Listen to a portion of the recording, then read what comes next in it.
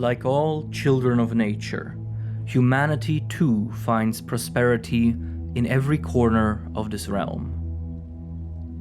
Atop frozen peaks and enshrouded valleys, in the dark glow of volcanoes and the hot dust of the deserts, in all places, the sapient races dwell in their settlements, carving out existences from their natural bedrock.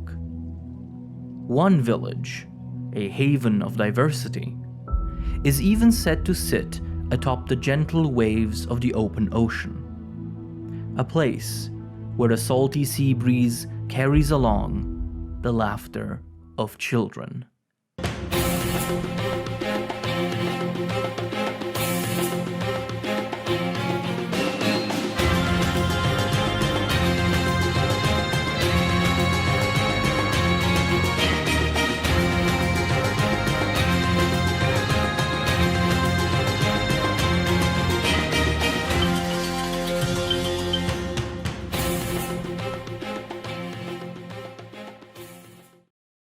But first, a quick word from today's sponsor, me. Ever wanted to own a real monster rare drop?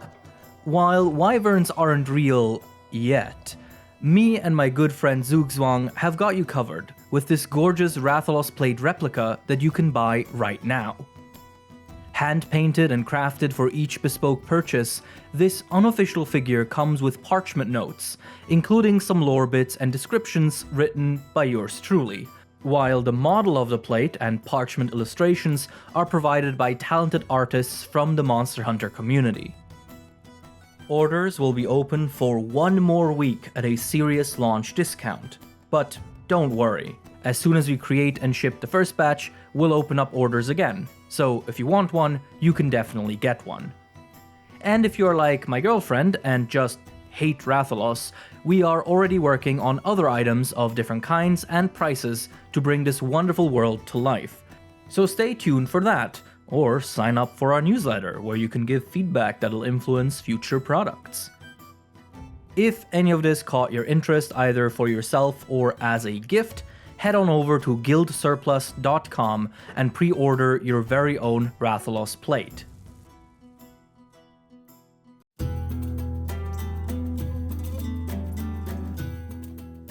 The open sea often seems like the furthest frontier imaginable. A near infinite blanket of waves, under which lies a watery abyss that hides creatures of all shapes and sizes. It feels like a place wholly outside our grasp. And while there are no known settlements in the middle of the ocean, the guild does know of at least one thriving community that lives out in the sea, their village bound to the shoreline of a distant island out in the ocean. The place in question is known as Moga Village. Suspended on wooden rafters built on top of buoyant barrels that gently bob on the ocean's surface, Moga is a quaint and quiet town. Under the spinning windmills, the people go about their business, trading between each other and outside traders, whose ships regularly arrive at the small docks of the town. A passing ship might eye the village briefly and move on, believing it to be just an odd hamlet in the middle of nowhere. A pity, for there is so much to know and see in Moga on the sea. The island that the village is conjoined to is famous for its mild climate and rich landscape, a place where life has thrived in isolation for eons.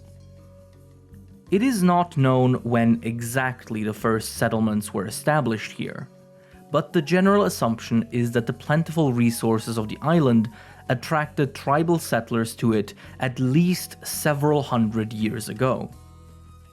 The written, or rather illustrated, history of the region as passed down by the Mogans themselves and by travelers that passed through depicts the village across time, displaying different building styles and layouts in each iteration. The common explanation for this is that this island is regularly struck by disaster, which causes Moga village to be destroyed and then rebuilt slightly differently in a constant cycle. While the villagers have pondered the cause of this phenomenon for generations, and have naturally produced a canon of spiritual explanations for it, the Hunters Guild believes that this region of the ocean might experience regular sea quakes, which manifest as tsunamis that destroy the village in turn. The Moga of today may appear modest on the surface, but it carries within it this rich history of resilience and rebirth. The people of the village know that this is a place maintained through the desire to persevere as a community, and as such share a deep bond with each other. This bond transcends race and ethnicity, as Moga village is notably diverse for such a small settlement. Humans, Wyverians, felines, and even Shakalaka have been known to coexist here as one shared people. It is even one of the few places where one can meet and interact with the elusive sea folk, perhaps the most mysterious of the 5 sapient races. Outwardly resembling humans, these people distinguish themselves through various vestigial aquatic features, and often additionally choose to paint their bodies with traditional markings and crests as a form of self-expression. The sea folk are a race defined by their relationship to the sea, as they are excellent swimmers and divers and maintain an exceptionally well-preserved canon of sailing and shipbuilding lore. It is even said that the markings they now wear casually were originally charms meant to ward off misfortune when wandering the lands. So intimate is their bond to the ocean that it is the land that frightens them. Curiously, despite the fact that the sea folk have lived in this region, and presumably the various iterations of Moga, since time immemorial, it is not they who are considered the wardens of this island. It is said that from the earliest days of the settlement, there was a human clan that lived on this island and served as its protectors, watching over the natural beauty of the region and maintaining a balance between the village and the island. This lineage still exists today, as the current chief of Moga village and his son are both descendants of this guardian clan. While this must entail a degree of ancient knowledge, the old man is known to be coy about divulging it. As such a diverse and culturally rich village, Moga is a place where life revolves around honoring the natural gifts of the island. The son of the village chief is famous for his sharp instincts regarding the island, and often directs resource gatherings in the region, ensuring that Moga has what it needs without taking too much. The surrounding seas, meanwhile, are often patrolled by the Moga fleet, a group of sea folk that spend their days watching the ocean and hunting for fish. As they do so, they honor their culture with various rituals, the most famous of which is the wave dance.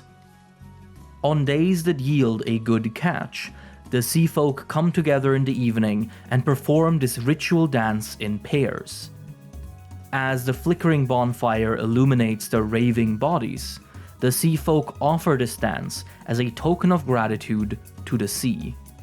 Being such a remote place in the middle of the ocean, one might think Moga Village's history to be entirely divorced from that of the Hunters Guild. And while that was true for a long time, the town has become quite intertwined with the guild rapidly within a single human lifetime. Specifically, the man who is currently the wizened old chief of the village left Moga in his youth and joined the guild as a monster hunter. He became renowned and famous not long after, as his daring exploits dazzled the people within guild territories. Especially fascinating was his ability to fight underwater, a skill born from a youth spent in the waters near Moga. His tale grew with each victory, until one monster bested him again and again. A fierce ivory leviathan resisted the young man's power over and over, until their rivalry consumed them both. But after a string of frustrating losses, and noticing that his eyesight was fading, the man decided to retire and return to Moga, where he took on the mantle of chief and poured his energy into building it up into a haven of prosperity. Once back in his home, the chief did not merely sit and stagnate, but resolved to bring Moga into the world through the connections he'd forged in his career. Before he fully retired, he went to Loklak City and convinced a Wyverian blacksmith he'd been friends with to leave his post and open up a workshop on Moga Island, an offer the artisan happily accepted. The chief also reached out to one of his hunting partners, a Wyverian who had also expressed the desire to retire and become a sailing merchant. In the name of their friendship, the chief implored the Wyverian to make Moga one of his regular trading stops, to which the friend obliged. Finally, upon his return in Moga, the chief urged a local Wyverian farmer to expand the small patch of farmland near the village to be able to produce more quantities and varieties of materials. The head farmer, who had long shared a deep bond with the Guardian clan of Moga, rose to the occasion. And so, with a few favors cashed in, Moga village was put on the map, so to speak. A renowned hunter retiring to such a remote town naturally piqued the interest of the guild, and since the chief's Wyverian friend offered regular trips to the island on his Argosy ship, access to the island increased rapidly. Moga could offer a lodge for visitors, and even had a newly established workshop that could produce weapons and armors for any passing hunters. The Moga farm could provide both food and crafting materials for a variety of purposes. Add to that the fact that the village is attached to an otherwise isolated, novel island ecosystem, and it is no surprise that guild activity in the area increased quickly. This also had positive economical effects. Moga village was able to become a renowned exporter of various kinds of fish, chief among them the delicious Moga tuna, which remains popular in many far-off villages. The guild has since then greatly benefited from access to Moga. Hunters that train here become known for their ability to wield their weapons even under the water surface, much like the village chief once did. And the adjacent island is a marvelous research paradise, full of species that are rarely seen anywhere else, such as the Lagiacrus. The island, however, also reveals some lingering cultural tensions between the guild and the village. While hunters call this place the Deserted Island, the villagers refer to it as Moga Woods, a name they speak with love and gratitude. But despite minor differences like these, the relationship between Moga and the guild has broadly been prosperous. Following a period of mysterious earthquakes, the village even gained an official guild liaison. Aisha, a young woman who had left her hometown to become a quest maiden in Loklak City, hurried back to Moga to aid in the reconstruction following the quakes. Her presence in the town has since further deepened the involvement of the Hunters Guild in this region. Guild researchers have been especially smitten, not just by the natural wonders of the island, but also by the many different ruins that litter it. Remnants of settlements from the distant past that tell of the people that lived and died there.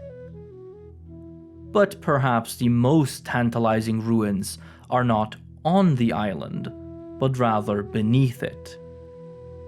In the waters around Moga and in caves under it, enormous man-made structures carve out arenas, pathways, buildings, and more.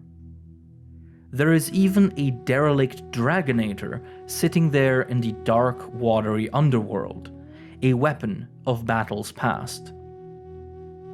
Research into this specific underwater ruin is, however, notably more complicated than the other cases. Studying anything underwater is a challenge to begin with, and in addition, it has been said that those that venture into that place are rarely alone. For the submerged ruins of old Moga are home to abyssal leviathans and even mighty sea dragons.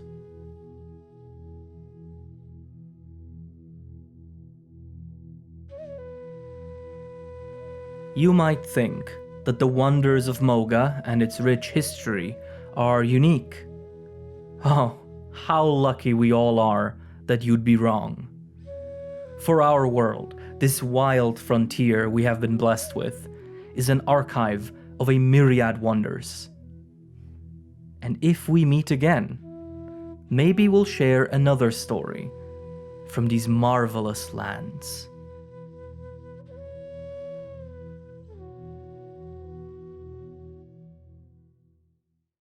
Thank you all so much for watching, as always, and a special thank you to all of the wonderful supporters that support this channel on Patreon or YouTube channel memberships.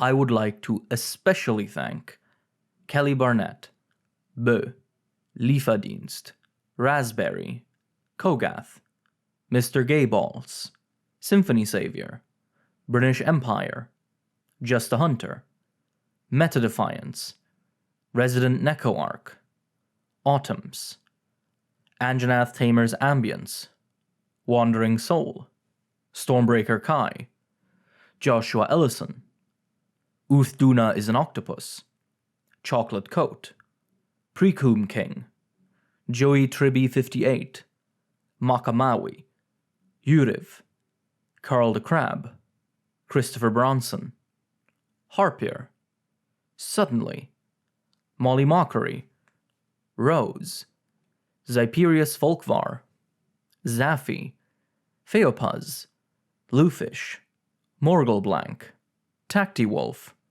Thyla Zero, Jacob Coleman, Hellbug Hunter, Shebo, M1 Have 1 2, Regal Eagle, Ronger 97, Quali, Matt Hat 124, My Name Gone, The Dollarfish, Sheba, Ryan Hook, Varaxas, Thick, Kuroneko, Zion H.V. Augensen, Alistair in Wonderland, Jacob Denumnut, Soruka, Sir Newt, Evie, Rambling Robin, Lex Aegis, Hashi, Black Ace 202, Dissy, Hubbo Himbro Mirror, Magenta, Russell, Vulgar Beast, Person 212, Claire Miboon, Oakwood Tree, Mr. Pyramid,